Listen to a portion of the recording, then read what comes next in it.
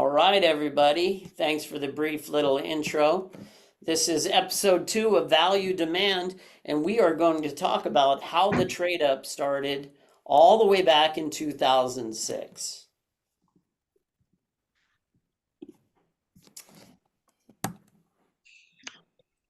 What is possible for you? So, do you think the trade up program can work for you? Yes. Yes. Karina says yes. I think that was Jacob. I actually don't see you guys right now on the screen. But... Are you showing anything on the screen? I'm sorry. I didn't share my screen. Look at me. One of these days I will have somebody that will help me stay on track, you guys.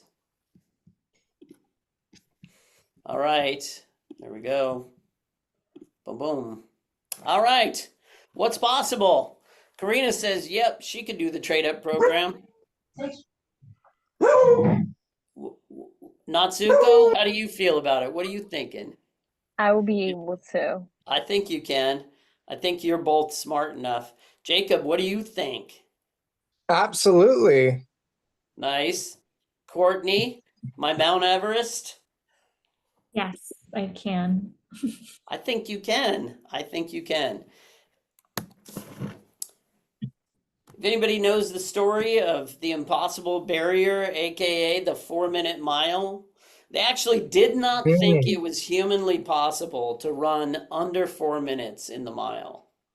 Does everybody know this story? They actually thought it wasn't physiologically possible. They thought the heart and lungs could not do it.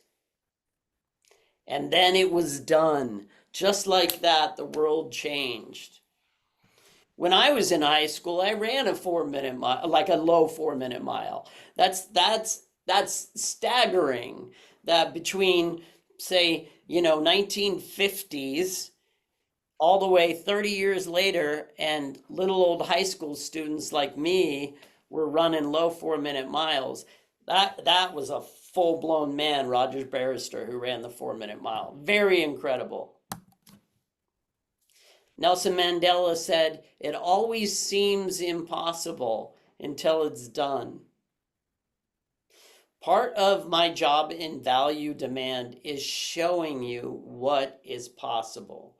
Because for a lot of agents, doing a guarantee or the trade-up program seems impossible. And this is why. They're like, the trade-up? What if I lose money? That was the thing that I've heard the most often. Oh no, my commission. Well, most of the time, everybody, and when I say most, I mean like, if I ran the numbers, maybe it's like 2 to 5% of the time I lose a little bit of money on the trade up, but I've never lost all of it. You got to understand that. So the very first trade up for me was 8756 LaRocca. And very appropriately, this was the house I grew up in Fountain Valley, California.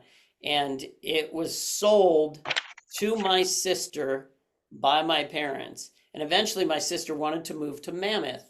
So she said, I need you to list the house. And I said, okay, well, here's my trade up program. And she said, I hate it. Wow. Yep. There was a sign writer that I used at the time. It said, buy this home and I'll pay cash for yours. And when I was in the listing presentation, and I was doing all the listing presentations all the same, and she said, what's that? Because I brought it in with me to the listing presentation. I said, that's my trade-up program. And she said, I hate it. And I said, why? And she said, it's so salesy. It's beneath you. Guess what sold her house? The trade-up program.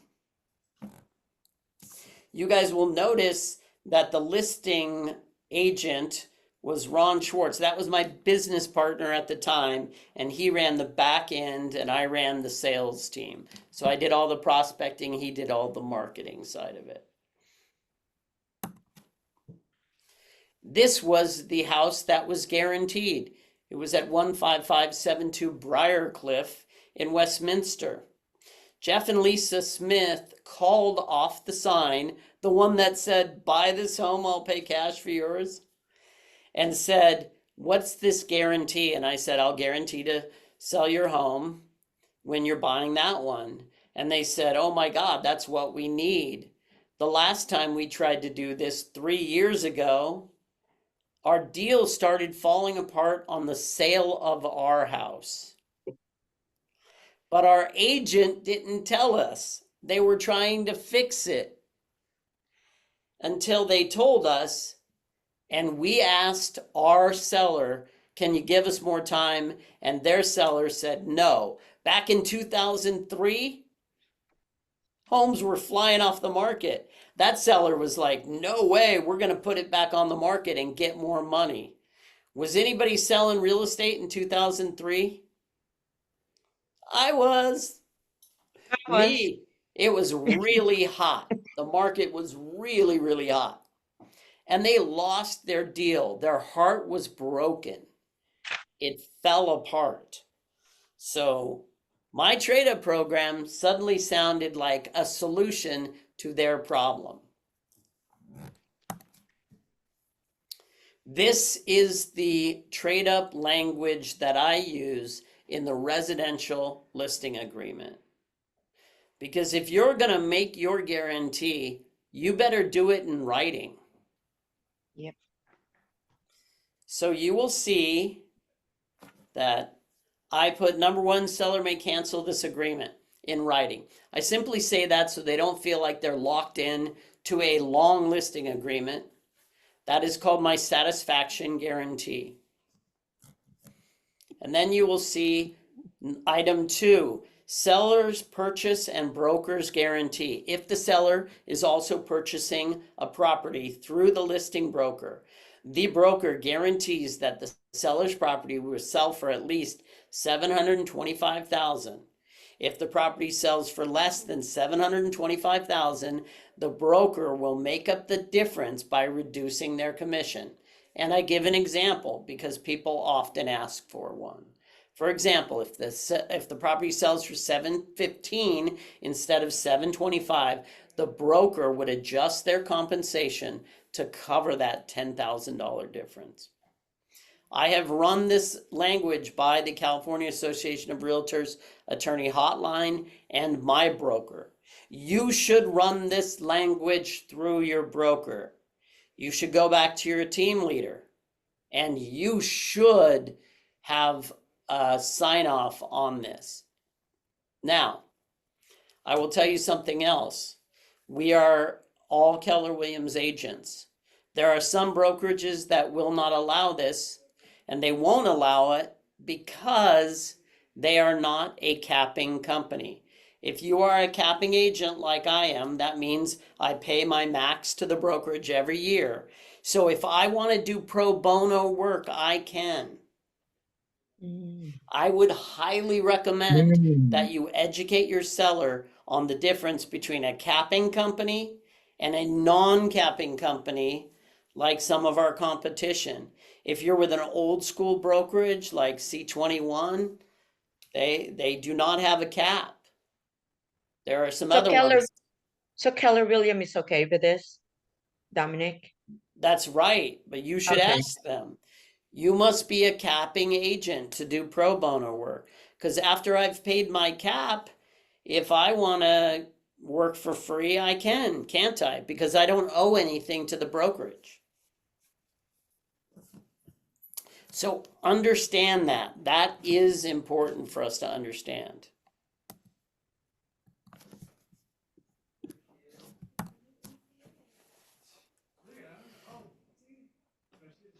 This is Jeff and Lisa's second trade up. They bought the house on LaRocca and sold Briarcliff. And then 9 years later, I think it was in 2015. So that was 06. So that, 9 years later, they decided to sell their house again. The one that they had bought, the one that I gave them the trade up guarantee on. And they bought this house on Claire. in Huntington. They moved from Fountain Valley, a 2-story house where they raised their kids, to a single story in Huntington. Can anybody add up those two compensations or commission, depending on what you want to call them? That's what GCI stands for, everybody. Gross commission income. You mean add the 19,000 to the 16,000? What do you get, Karina? So that's let me see, 20,000 plus 7. Let's just call it 35. Even, yeah, 20 and 36. I'm When I sorry. was developing value demand, I've spent a lot of time and money with a business coach to make sure I got it in the pocket the right way. And this is based on years ago. Our understanding, the business coach and I, that I worked out with my business coach, was that I thought the trade-up program, the guarantee of sale, and the education around how to get to the fair market value was worth at least 10% a marketing fee on what even a very conservative average commission would be. That is why value demand, I charge $3,000. You're paying $500 a month, but spread out, right? $3,000 spread out over 6 months. That is how that came about, you guys. I want you to understand my understanding, because once you go through the 6 months, I expect, well, you may decide to stay, but you might also graduate out and never pay me another dime for my intellectual property.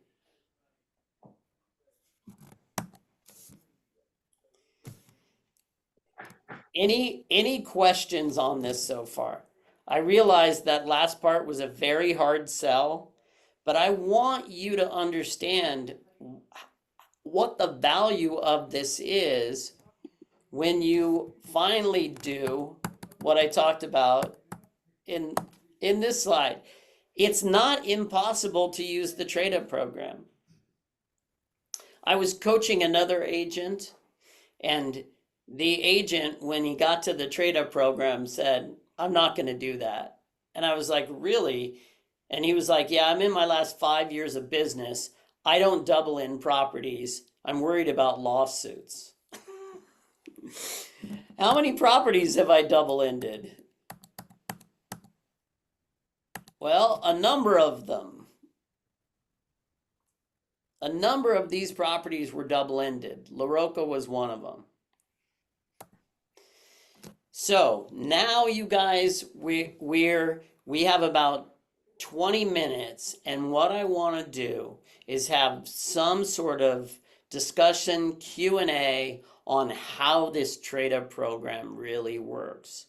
Because you have a chance to do the trade-up program, to start doing presentations around it. Remember, the first week of every month is around fair market value and becoming an expert at using appraisal guidelines and adjustments. The second week is always the trade-up program. The third week is always around the presentation, because that affects you in so many ways. Your ability to communicate this really valuable thing to the sellers and buyers, and your ability to show your unique value proposition with the trade-up program and how it causes demand. The listing appointment is probably the most important thing you can do in real estate. And once you're really good at it, you will prospect at least 2 to 3 times better. And you'll be more excited about prospecting. So what I want to hear from you guys today is what else you need in order to be confident in how to use the trade-up program. And I'm going to start with you, Natsuko, because I have every confidence that you are going to take this on first. Courtney Thank has to you. take this on. So, Natsuko, what else do you need? So Can you explain a little bit more about the rider? Absolutely. Yeah. So this is when you write this into the RLA, there's a write-in section at the bottom of the first page. You're going to write in enough information that it's going to take you to the text Right. overflow addendum, and this is the language I use. You don't have to use the seller cancellation language. You don't have to. Some markets I wouldn't suggest. If you're going to take a listing in any of the mountain communities right now, Courtney, I would never recommend that you put that they can cancel the agreement because it just takes longer to sell there. What do you mean, Dominic? Never The put that demand cancellation? ratio is so low in that secondary, vacation home, mountain Oh, community fusion. market that even if you price it 5% or even 10% below the fair market value, it might still take a month or two. I think in the mountain communities, you got to price more like 15% below the fair market value because their demand is down. What was it down to 17% or something, Courtney? Yeah, it was 17%. Yeah.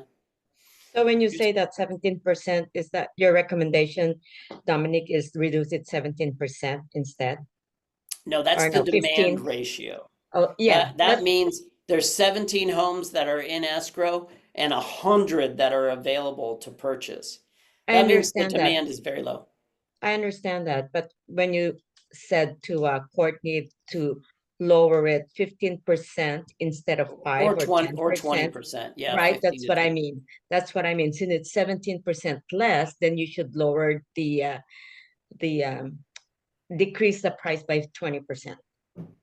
Probably. That's it. That is very, very low demand. Right. Okay. So what else do you want to know, Natsuko, about the writer? Because that you could use this language. You could just pull this language out. And you guys, I'm gonna send these slides to you, okay? I'm gonna send Right. them all out so you have them.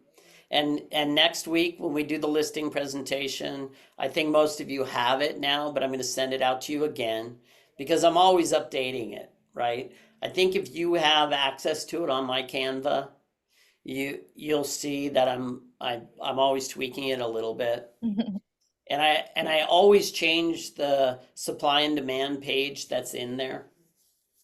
Jacob, if you don't know how to do this yet, I mean, I've covered it in the classes that I've taught. We'll cover it again. We're going to cover it probably during the listing presentation next week. And we'll cover it, I'm sure, when we're talking about the marketing stuff. You can put out marketing stats if you're farming or just if you want to throw them out to your sphere of influence. You can do that. Marketing stats. It's possible. Yeah. Yeah. No, you send stats as part of your marketing, right? Mm-hmm. Because you want to be the information source. You want to be the news program that they turn to when they want to know about real estate. All right. That's Gary Keller. Gary said, be the local economist of choice, your local market expert. So can I ask a question? Yeah, please. So for this language, if for example, if so this just means that, for example, if it sells for 700K instead, then it's gonna be like 25,000, which might be like a zero compensation at that point, That's correct? right. They still Right. you still have a buyer broker agreement with them, right? You still have the BRBC with them, and they Right. still must be buying a property from you in Right. order to get this. So effectively, at that point, it becomes a 2-for-1. Right. Mm. Oh, Can I ask you one more thing? Yeah, So please. in that scenario, when you use the trade up program, do you sell the house first contingent to replacement of the buying property, or do you buy it contingent of the selling of the property? They have to be doing it concurrently. Mm-hmm. Okay, so This is either for a way, concurrent, contingent. yeah, Right. this is for a concurrent sale. So that's what happened on LaRocca. They were buying the house. Very interestingly, on LaRocca, originally I told my sister she should price it at about 8, so she priced it at 850, and then after it was on the market for months, she dropped it to 8, but it still wasn't selling. And then she called me one day, I think it was July, no, it was August or September. So it was getting towards skiing season in Mammoth. And she said, "We want to sell the house now." And I said, "Okay, we're moving it to 750." And she goes, "What?" She screamed. My sister's like totally like me, very go-getter. And I said, "That's just the starting price. It doesn't mean it's going to sell at that." And sure enough, we came back on the market at 750. There were 3 offers. I wrote with 2 of the buyers. The one who had my guarantee was the one who paid the most amount of money, which was 770. And we sold their house immediately. They moved it to the guaranteed price on Briarcliff, and it sold immediately, closed, no problem, concurrent. Right. Yeah, I was just thinking because I actually had this one opportunity, or well, missed opportunity actually. So I helped this client on buyer side, and I knew it was, well, she could afford it without selling selling her current property. So we just talked about the buying of the property and did not really discuss about the selling of the property because, well, that's probably a mistake. But because we were like, okay, let's do it step by step, right? And then we buy this property and done, and then we started talking about the selling side, and then turns out that she decided to go with the Remax agent because that agent sells thousands of home in that community. But I feel like if I talked about this trade up program, then I could have done the selling of the property at the same time of just buying the property. So I was thinking how, Absolutely. yeah, Natsuko, that is 100% fact. I've had appointments where I've been up against the neighborhood expert who they were friends with, and they weren't even using the trade up program, but they still went with me because I was offering the trade up program. I had a very aggressive marketing strategy. I understood pricing and how to create demand.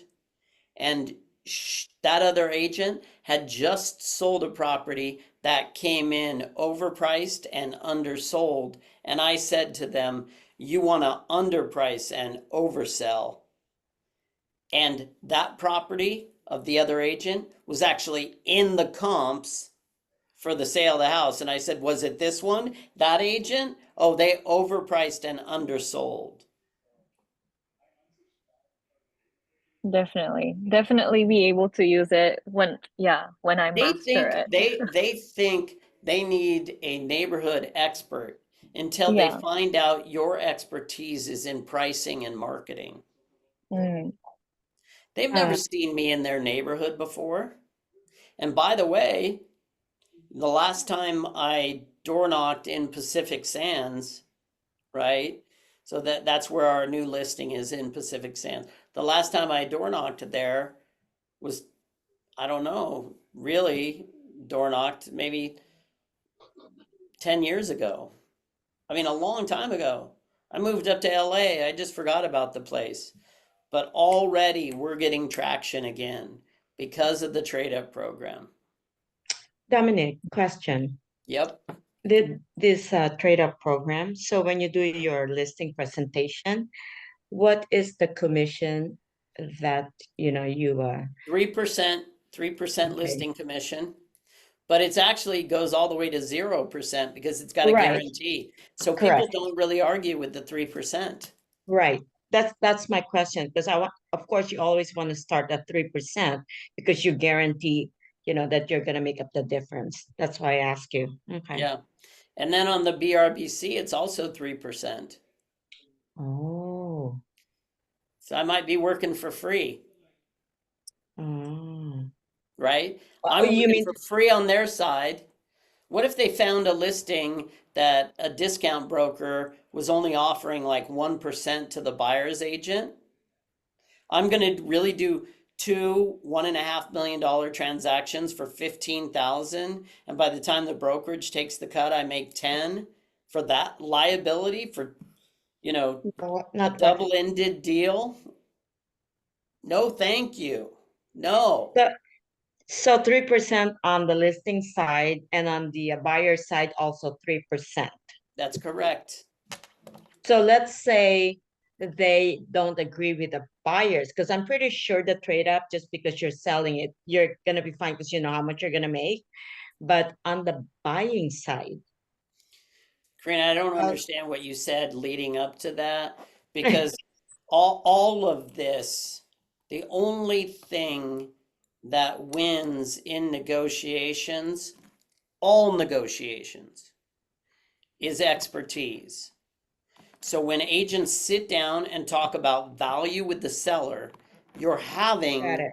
a negotiation on the value of their house. They don't think they're right after you show your expertise. That is the first important negotiation. What are we going to list your house at? And then you're guaranteeing to sell it. So you're really showing my expertise is so high that I'm putting my money on the line. I lose before you do. That shows expertise. So when you're Great. talking about negotiation on that front, I don't think you'll have problems with it. Right. Okay. So when you do your listing presentation, I don't know if this is for the next meeting, do you show, what you showed us, the fair market value process?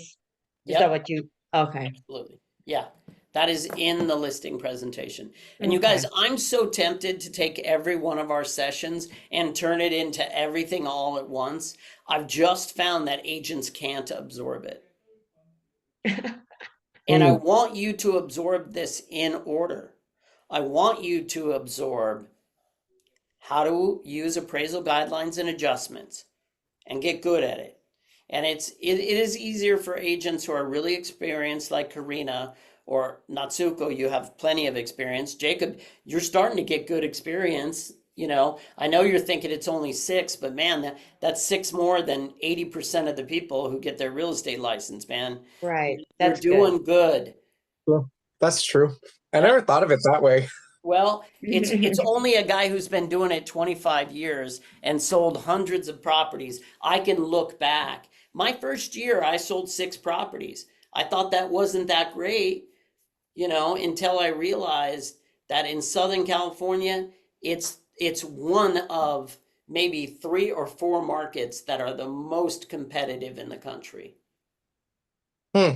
It is difficult. That's true. If you don't have skills, you ain't gonna make it. If you don't have drive, a lot of times you don't make it. But you don't need to have drive, but you need to have a plan, and the plan needs to improve over time for sure. But also Mhm. it needs to include, in my opinion, some sort of prospecting, marketing, and then you better have a value proposition that has sizzle to it, man. You better set yourself apart. There are agents who've been killing it in Southern California for a long time, since the 70s. They're still selling. Yep. I've got a couple questions for you too, if you don't mind. Yeah, please, Jacob. So I really like the trade up program, but let's say they decide not to go with your trade up program. Do you still do the same appraisal guidelines, the same Yep. pricing strategy, just you're not guaranteed? Exactly. Okay. For instance, next month, I'm going to share the most recent trade up that I did. And the most recent trade up, I went to the presentation, gave the presentation. They said, that's okay. We're going to keep our townhome as a rental. We're going to move into the next place. And I said, okay, no problem. You know, I'd like to have another meeting so we can sit down and I can do an evaluation for you. And they said, yeah, that's what we want. They're both had their master's degrees, both very technical people, and they wanted to make sure they buy right. Okay. So we were set up to do that on a Wednesday. Saturday, they called me and they said, we saw a house that we really like on open house. I said, great, I'd love to show it to you tomorrow again. They said, okay, perfect. We'd love you to show it to us again.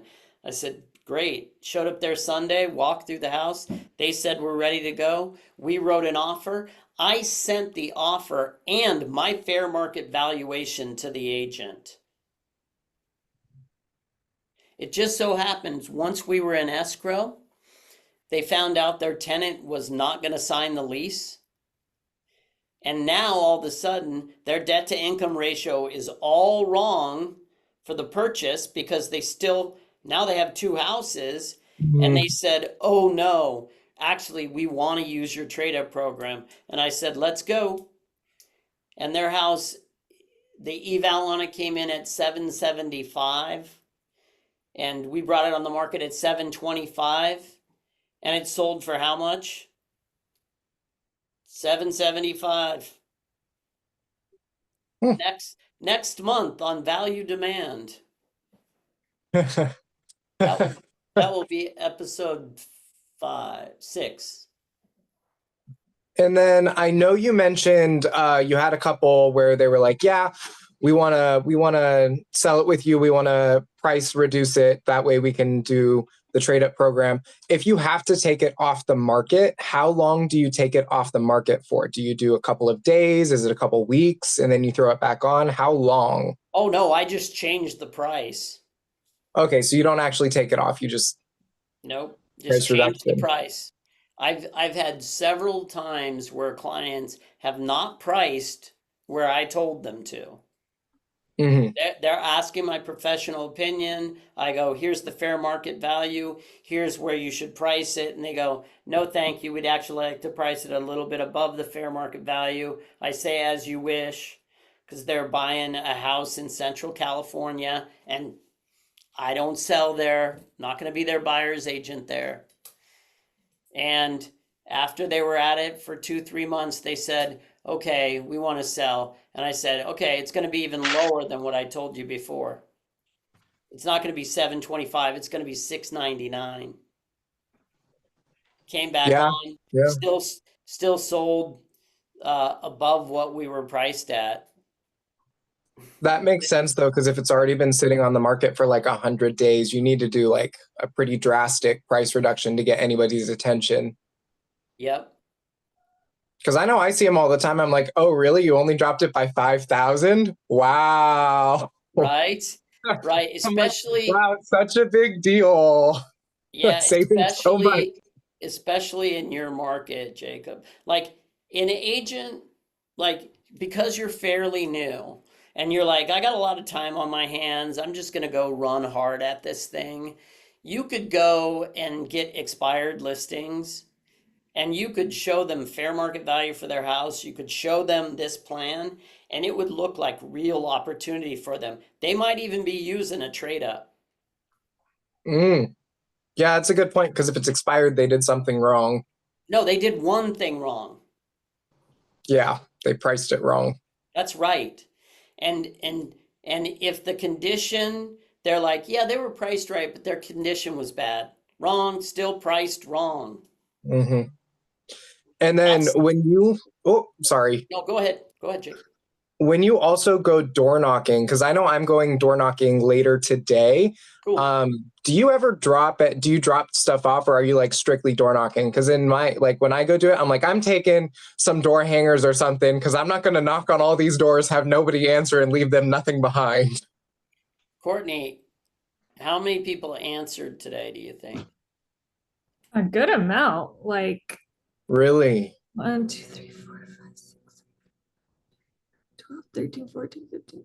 At least probably like 20 people at least. You guys, That's crazy. I want you to pay attention to just what happened. I asked Courtney a question.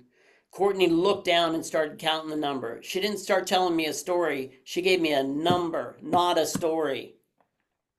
Right? Yeah. So that usually holds. We're usually talking about 20 to 25% answer.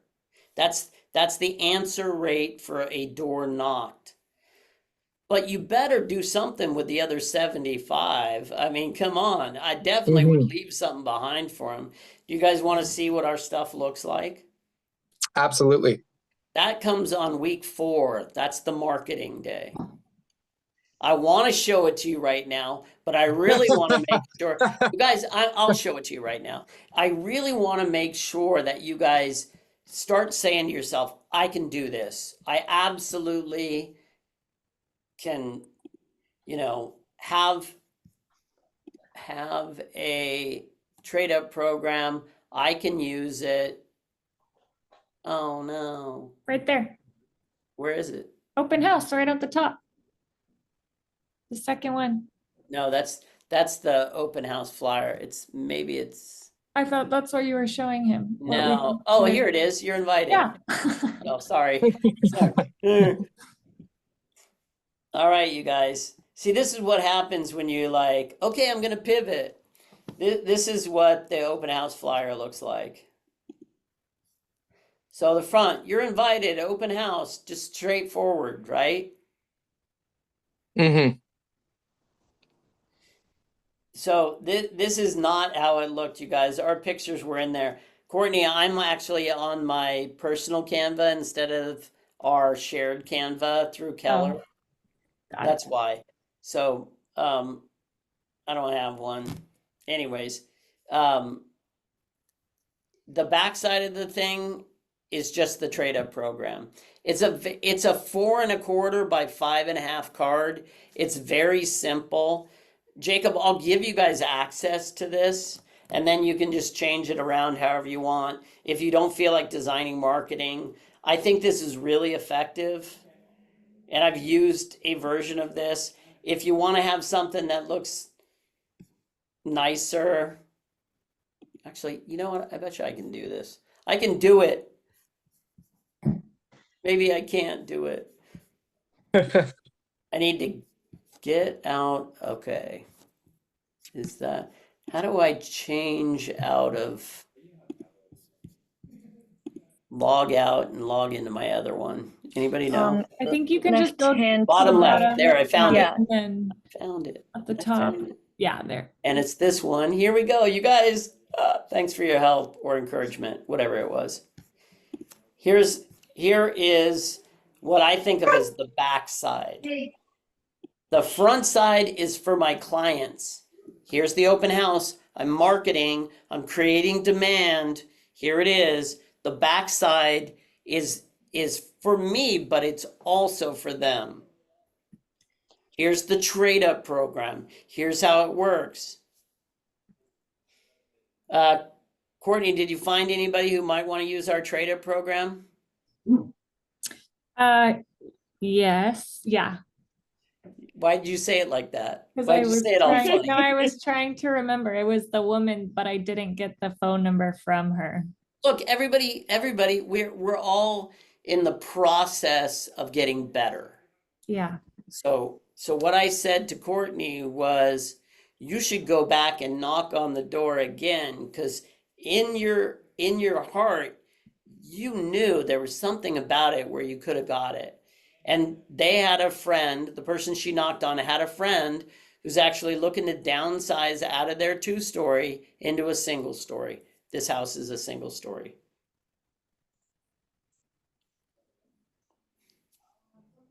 Can I ask one question Yeah, please. about the trade up program?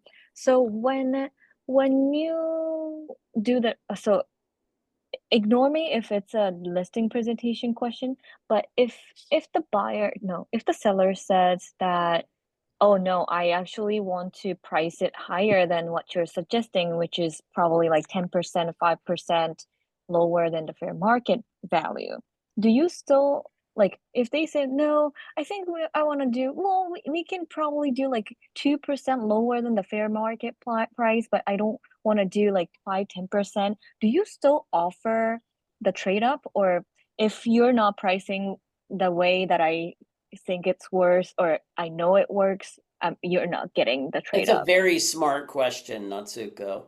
Yes, I would have a tendency to say, why do you care about the first 3% anyways? That's my loss. For Mm. sure, I can price it 3% below because they're covered on the net. Do you understand what I just said, Jacob? I want to make sure you understand it. Oh yeah, no, I understand that. Courtney? You're muted. Sorry, what was that? Say it one more time. Do you understand that the least you should be able to convince them to value price it or underprice it is 3% because that's what you're getting paid. Yeah. Mhm. So if it's $1 million, I'm like 970, and they're like, no, we don't want to price it that low. I'm like, why do you care? That's what the guarantee is at. You'll get to Thank run you, around thank you. bragging to your friends that you got your real estate agent to work for free. That's Stupid true. real estate agents, they make so much money. Your job's so easy. I got my stupid, lazy real estate agent to work for free. Uh, Thank you, Jake. Appreciate that. But thank you. That actually answers my question. Like that's how you Yeah. not counter, but like talk Yeah. to them about like, hey, It's why it's would you care? it's a negotiation. So yes, Mhm. it's a counter, right? I'm countering them. Great to know. Thank you. So you guys, it's 12:52, and I'm wondering if we can stop here if I added enough value. But I will take another question, and the reason is I have a very finicky seller who is mm, very sensitive, and the pictures have not even been taken on my listing. And I finally got an appointment with the photographer at 1 p.m. and I can get there in about 5 minutes. If I'm I good. have your permission. I'm good. I'm good. I'm good. Rena That's says yes. important. Yes, it is important. Also, I want you guys to know I'm a working real estate agent. I am your trainer. There are some people out there who run coaching companies for real estate agents, and they've never sold real estate. And I don't understand how they're going to coach without knowing real estate. Yeah. So you guys, So- I will see you next week, Just- Thursday. Dominic, we'll Yes. have all this material, right? You'll send Yes. this to us. Yes, you Okay. you will get videos of these episodes, and all the material. I will send you. I'll invite you all to be part of that Canva for this flyer. Don't mess with it, but you can take it and bring it into your Canva, right? Okay. Mhm. And then next week we're going to do the listing presentation. So I want you guys to come prepared with questions. At the end of these sessions, my business coach and I, who has a doctorate in education, have decided that you will have assessments now at the end of our sessions. They won't be big, maybe just like 3 questions. And you're going to need to answer the 3 questions. Because I want to make sure that you're absorbing this. Nobody gets to just sit and eat popcorn. I know I'm wildly entertaining. If when you guys get this and come back and start telling your stories, the stories like Courtney told today, right? When you get back and you're coming back and you're really getting this and you're starting to do, trade up deals and you do 2 or 3 or 4 a year, you'll stay in value demand because you'll be like, yeah, I want to be around my peers who are doing this and using this program. And you'll stay, even though you've already paid $3,000, you'll keep staying in it.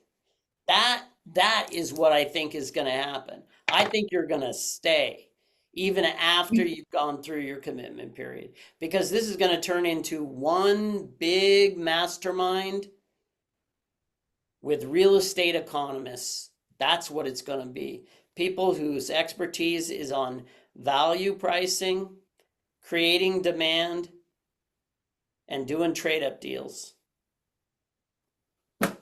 All right, it's Sounds good. 12:55. I appreciate you all. Thank you for Thank being you. here. Thank you, you. Dominic. Got it. See ya. Thank you. Bye. Bye.